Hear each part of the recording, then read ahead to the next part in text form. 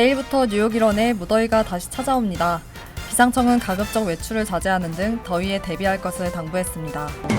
대만 방문을 마친 낸시 펠로시 하원 의장이 3일 오후 한국에 도착했습니다. 미국에서 원숭이 두창이 확산하자 백악관이 범정부적으로 이를 관리-감독할 대응팀을 꾸렸습니다. 현대자동차가 자회사의 미성년자 노동착취 논란 문제를 두고 결국 법정 싸움을 하게 됐습니다. 뉴욕 브루클린에 있는 맥도날드 매장에서 20대 직원이 고객의 총에 얼굴을 맞고 중태에 빠졌습니다. 이상은 이 시각 주요 뉴스입니다.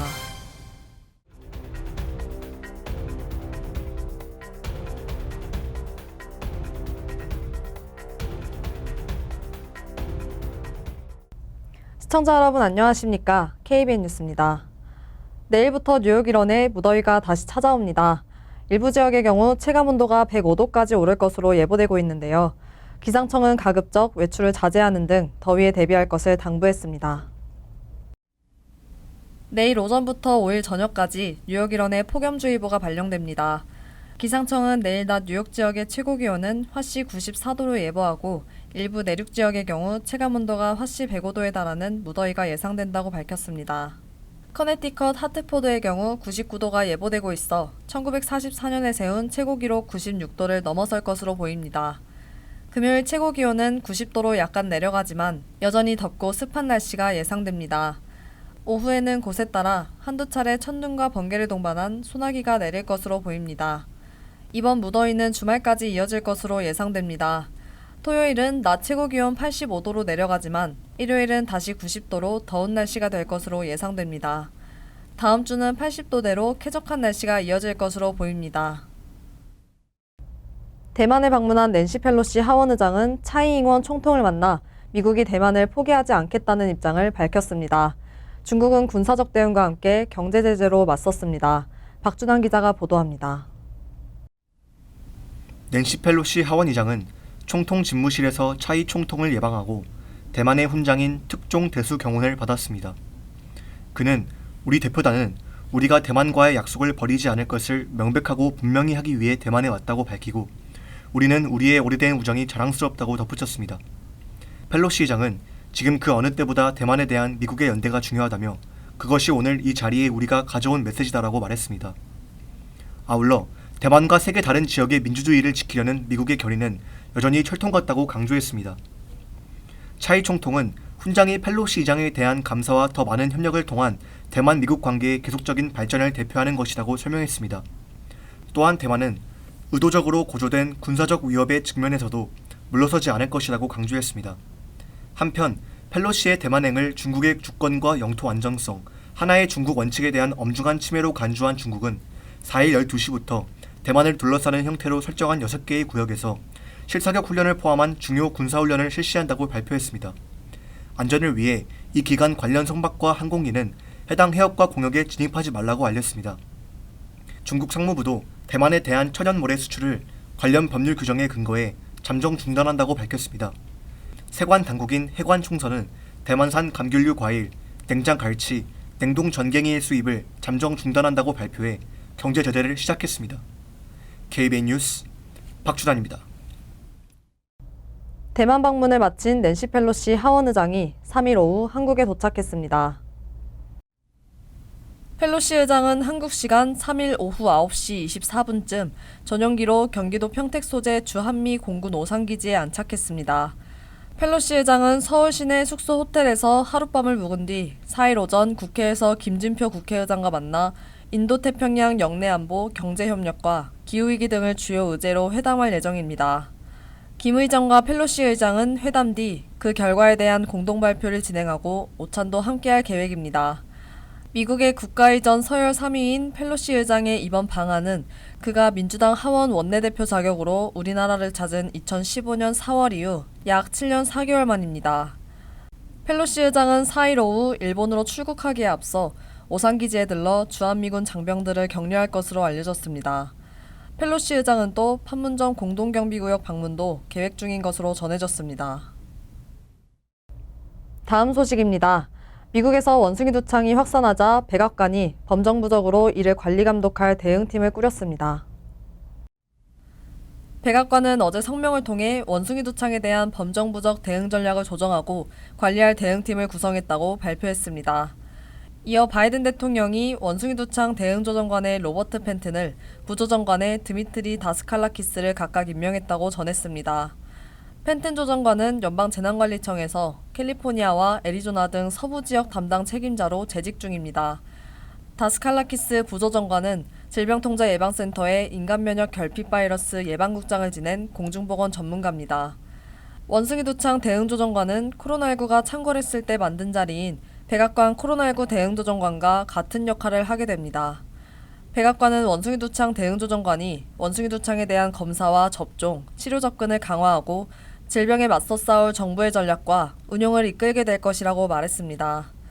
백악관이 원숭이 두창 대응팀을 꾸린 건 지난 5월 미국에서 첫 환자가 나온 뒤 수천 명의 감염자가 나오는 동안 신속한 대응이 이뤄지지 못했다는 지적에 따른 것이라는 평가입니다. CDC에 따르면 현재 미국에선 6,300명 이상의 확진이 보고됐습니다.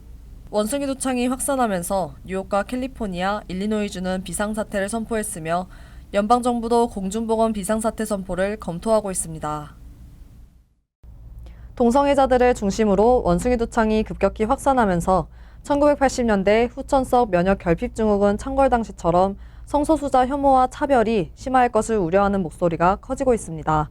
박준환 기자가 전해드립니다. 워싱턴 포스트는 5월 17일 미국 내 첫 원숭이 두창 환자가 나온 이후 현재까지 거의 6,300건의 감염 사례가 확인됐다면서 환자의 압도적 다수는 동성과 성관계를 한 남성들이라고 전했습니다. 이 매체는 원숭이 두창 자체는 에이즈나 코로나19처럼 심각한 질병이 아니지만 가뜩이나 미국 내에서 동성애 반대 움직임이 고개를 드는 시점에 발생했다는 점에 주목했습니다. 최근 일부 주에서 이른바 반성소수자법이 시행되고 성소수자를 겨냥한 폭력과 위협이 급증하는 등의 현상이 나타나고 있습니다.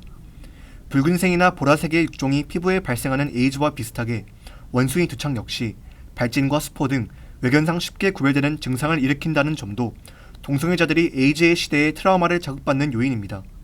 최근 미국 성소수자 밀집 지역에선 서로 대화를 나누면서도 피부 상태를 확인하는 모습을 쉽게 찾아볼 수 있습니다. 일부 지역에선 동성애자 남성이 질병을 퍼뜨린다며 거리에서 야유를 받는 사례도 보고됐습니다. 원숭이 두창 백신을 맞으러 온 동성애자 남성들이 의자 등 기물을 사용할 때마다 보호복을 입은 의료진들이 소독을 합니다. 감염 의심자에게는 혈액 검사 등 의료 서비스가 제공되지 않습니다. 이런 일련의 조처와 관련해 미국 동성애자들은 마치 80년대 같다는 반응을 보였다고 워싱턴 포스트는 전했습니다. KBN 뉴스 박준환입니다. 2분기 미국 가계부채는 16조 1,500억 달러로 사상 최대를 경신했습니다. 뉴욕 연방준비은행은 어제 공표한 보고서를 통해 2분기 가계부채가 16조 1,500억 달러로 확대됐다고 밝혔습니다. 뉴욕 연은은 보고서에서 주택융자 잔액이 2,070억 달러나 급증하고 신용카드 잔액과 자동차 대출도 늘어난 게 영향을 미쳤다고 설명했습니다. 주택융자 잔액은 6월 말에 11조 3,900억 달러에 이르렀습니다. 주택 구입의 신규 대출 실행액은 7% 증가했습니다. 주로 차입액이 증가했기 때문입니다. 보고서는 가계부채가 코로나19 팬데믹 발발 직전인 2019년 4분기보다 2조 달러 이상 증대했다고 지적했습니다. 신용카드 잔액은 2분기에 460억 달러 늘어났습니다. 1999년 이래 최대 증가폭입니다. 자동차론 신규 대출 실행의 경우 33억 달러 증가한 1,990억 달러로 나타났습니다. 융자 건수의 증가보다는 건당 융자액이 늘어났습니다. 뉴욕 연은은 학생 대출을 제외하고 모든 종류의 채무가 대폭 늘었다며 각 부채의 증가는 물가 상승에 따른 차입 증대가 상당 부분 반영됐다고 설명했습니다. 연체율은 모든 채무에서 소폭 상승했습니다. 신용카드와 자동차론의 연체율이 특히 저소득층에서 올라갔습니다. 뉴욕 연은은 연체율이 2019년 팬데믹 전 수준으로 오르고 있지만 여전히 사상 최저 수준에 있다고 평가했습니다. 다만 연체율이 더 상승하면 가계의 밸런스 시트 상황에 관한 우려가 다소 커지기 때문에 계속 주시할 필요가 있다고 경계했습니다. 지난 6월 미국 구인 건수는 전월 대비 60만 5천 건 감소한 1,070만 건을 기록했다고 노동부가 발표했습니다. 노동부는 어제 발표한 7월 구인 및 이직 고용 동태 보고서에서 월간 구인 건수가 2021년 9월 이래 가장 적었다고 밝혔습니다. 보고서는 시장 예상치 1,010만 건 이상으로 구인 건수가 감소하면서 노동 수요가 식기 시작했다는 것을 시사했다고 지적했습니다. 6월 구인 건수 감소폭은 미국 경제가 코로나19 확산으로 처음 충격을 받은 2020년 4월 이래 최대입니다. 특히 소매업과 도매업에서 노동 수요 감퇴가 두드러졌습니다. 다만 자발적인 퇴직 건수는 높은 수준으로 유지한 가운데 휴직과 해고 건수가 감소하는 등 노동시장은 계속 긴장 상태에 있어 연방준비제도가 인플레에 대응해 적극적인 금리 인상을 계속할 여지를 남겨뒀습니다. 이코노미스트는 일부 경제지표에서 저조한 징후를 보이지만 고용동태조사는 전반적으로 경기 침체를 느끼지 않는 많은 노동시장 지표 중 하나라고 지적했습니다. 다른 이코노미스트는 노동시장이 씻고 있을 가능성은 있으나 급격히 얼어붙는 게 아니라며 성장 전망이 수개월 전만큼 좋지는 않지만 노동시장에 임박한 위험의 조짐이 나오지 않았다고 분석했습니다.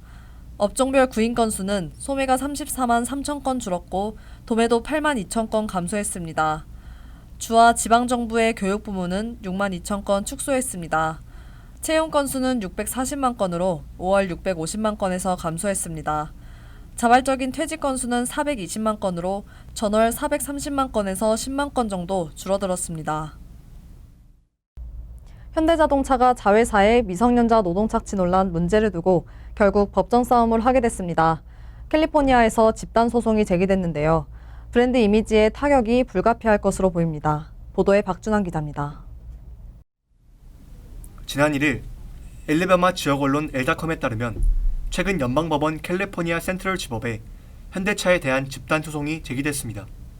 지난달 22일 로이터 통신이 현대차의 자동차 부품 제조 자회사인 스마트가 약 50명의 미성년자를 불법 고용했다는 의혹을 제기한 지 10여일 만에 관련 논란이 법정 다툼으로 확대된 것입니다. 로이터는 지난 2월 엘레바마에 있는 한 가족의 집에서 과테말라 이주 아동이 잠시 실종된 후 현대차 자회사인 스마트에 미성년 근로자로 취업한 사실을 확인했다고 보도했습니다. 이달에 14세가 되는 소녀와 12세, 15세인 삼형제는 모두 올해 초 이 공장에서 일한 것으로 알려졌습니다. 소송을 제기한 청구인은 캘리포니아에 사는 현대차 소유주입니다. 일가컴에 따르면 소나타 2012년 모델을 보유한 이 여성은 그동안 현대차를 구매한 모든 고객들을 대표해 이번 아동 노동 착취 논란으로 현대차가 자신들에게 실질적인 피해를 줬다고 주장하고 있습니다. 청구인은 엘다컴과의 인터뷰에서 현대차가 미국에서 미성년자를 불법으로 고용한다는 사실을 알았다면 절대 차를 사지 않았을 것이라고 밝혔습니다. 현대차는 자회사가 관여된 아동 노동 착취 논란에 대해 사실이 아니라는 입장을 고수하고 있습니다. 앞서 현대차 관계자는 관련 문제에 우리는 어떤 회사에서도 불법적인 고용 관행을 용납하지 않는다며 모든 지방법과 주법, 연방법의 준수를 요구하는 정책과 절차를 갖추고 있다고 반박했습니다. 하지만 관련 논란이 커지고 법정 다툼으로 비화된 가운데 현대차는 새로 나온 소송에 대한 엘다컴의 논편 요청에는 대답을 하지 않았습니다. 법정 다툼과 별개로 당국의 조사도 진행되고 있습니다.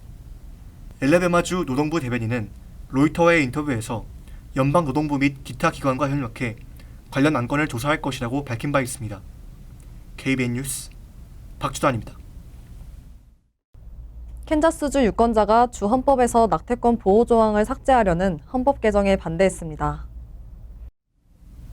캔자스주는 어제 예비선거 투표 때 유권자에게 낙태권을 보장한 기존 주 헌법 조항을 삭제하는 개헌안을 두고 찬반을 물었습니다. 그 결과 약 39%가 개헌에 찬성하고 61%가 반대해 조항 삭제가 무산됐습니다. 캔자스는 2019년 주 대법원이 낙태권이 주 헌법의 보호를 받는다는 판결을 내렸으며 현재 임신 22주까지는 낙태가 합법입니다. 이에 지난 6월 연방 대법원의 낙태권 폐기 판결 이후 주 차원에서 낙태를 금지한 텍사스와 오클라호마, 미주리 등에 사는 많은 여성이 원정시술을 위해 캔자스를 찾고 있습니다. 이번 투표는 연방 대법원 판결 이후 처음으로 유권자가 주 차원의 투표로 낙태권에 대해 입장을 직접 표명한 것으로 올가을에는 켄터키와 캘리포니아, 버몬트 등 주에서도 이런 투표가 진행될 예정입니다. 낙태권이 11월 중간선거에서 지지층을 투표소로 끌어내는 동인이 될 것으로 기대하는 민주당의 희망적인 결과라고 로이터는 평가했습니다. 이런 가운데 낙태권 보호를 천명한 바이든 행정부도 연방 대법원 판결 이후 처음으로 적극적인 행동에 나섰습니다. 법무부는 성폭행 등 매우 예외적인 경우를 제외하면 낙태를 사실상 금지한 아이다호주 법이 연방 긴급치료와 노동법에 위배된다며 아이다호 연방지방법원에 법 이행 금지를 요구하는 소송을 제기했습니다. 이 법은 연방자금을 받는 병원이 긴급히 치료가 필요해 찾아온 환자에게 의료 서비스를 제공하도록 규정하는데, 아이다호 주법에 따르면 산모의 생명이나 건강이 위협받아 낙태가 필요한 경우에도 시술을 하지 못할 수 있기 때문이라고 법무부는 설명했습니다. 뉴욕 브루클린에 있는 맥도날드 매장에서 20대 직원이 고객의 총에 얼굴을 맞고 중태에 빠졌습니다. 올해 23세의 맥도날드 직원은 지난 1일 저녁 7시경 매장에서 한 여성 고객과 말다툼을 벌였습니다. 40세의 여성 고객은 감자튀김이 차갑다며 불평을 했고, 직원이 다 이 정도라고 대꾸하자 시비가 붙었습니다. 여성이 자신의 아들에게 이 사실을 알리자 아들은 얼마 후 권총들을 들고 매장에 나타나 매장 직원의 얼굴을 향해 총을 쐈습니다.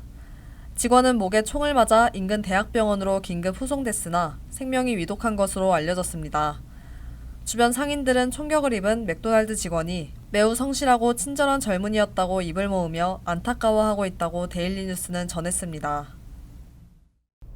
간추린 소식입니다. 이민세관 단속국이 불법 이민자에게 신분증을 발급하는 시범 프로그램을 추진하고 있어 논란이 일고 있습니다. ICE가 추진하는 보안카드 프로그램은 불법 이민자의 얼굴 사진과 지문 등 신원조회가 가능한 정보를 담게 됩니다. ICE는 보안카드를 통해 경찰이나 ICE 요원들이 불법 이민자의 신원과 추방 여부를 쉽게 확인할 수 있고, ICE 사무실이나 이민법원을 방문할 때에도 사용할 수 있을 것으로 예상됩니다. 그러나 보안카드가 항공기 탑승 등에서 사용할 수 있는 것으로 알려지면서 우려가 나오고 있습니다. 불법으로 체류하고 있는 이들에게 보안카드를 발급해줄 경우 이를 신분증으로 대체해 사용하며 미국에서 장기 체류할 것이라는 지적을 받고 있습니다. 필머피 뉴저지 주지사는 지난 1일 피트 부티지지 교통부 장관과 함께 포털 노스브릿지 기공식에 참석한 자리에서 뉴저지 주민들이 이중과세를 부담하게 된다면 맨해튼 교통혼잡료는 없던 일이 될 것이라고 강조했습니다. 다만 머피 주지사는 교통혼잡료 취지는 공감하고 있기 때문에 이 문제를 헤쳐나갈 수 있다고 믿는다고 덧붙였습니다. 머피 주지사가 이중과세 문제를 언급한 이유는 조지 워싱턴 브릿지를 건너는 통근자들이 교통혼잡료 면제를 못 받을 가능성이 있기 때문입니다. 최근 발표된 초안 등에선 링컨과 홀랜드 터널 이용자에 대한 교통혼잡료 면제 방안은 언급됐으나 조지 워싱턴 브릿지는 논의되지 않은 것으로 알려졌습니다. 뉴욕시경 자료에 따르면 7월 한 달 동안 뉴욕시에서 발생한 살인, 강간, 강도, 폭행, 빈집 털이, 중절도, 차량 절도 등의 7대 범죄가 작년 7월 대비 36.8% 증가한 것으로 집계됐습니다. 특히 절도, 차량 절도, 강도 사건의 증가가 두드러졌습니다. 올해 7월 말까지 발생한 절도 사건은 총 29,129건으로 작년 같은 기간 대비 48.4% 증가했습니다. 차량 절도와 강도 사건도 7,444건, 9,893건 발생해 40% 가까이 늘어났습니다. 살인 사건은 7월 한 달에만 42건 발생해 작년 같은 기간보다 35.5% 증가했고, 총격 피해자는 196명으로 집계돼 8.9% 늘었습니다. 전국에서 가장 높은 법인세율을 적용하고 있는 뉴저지주에서 법인세율을 인하하는 법안이 발의됐습니다. 법안에 따르면 10만 달러 이상을 벌어들이는 기업은 4년 내 점진적으로 법인세율을 2.5%까지 낮추게 됩니다. 10만 달러보다 적은 수입을 내는 기업에는 2년 이내에 2.5% 수준의 법인세율을 적용한다는 계획입니다. 또 다른 법안에서는 모든 사업체에 적용되는 법인세율을 즉시 2.5%로 인하하는 내용이 담겼습니다. 환율과 증권 소식입니다.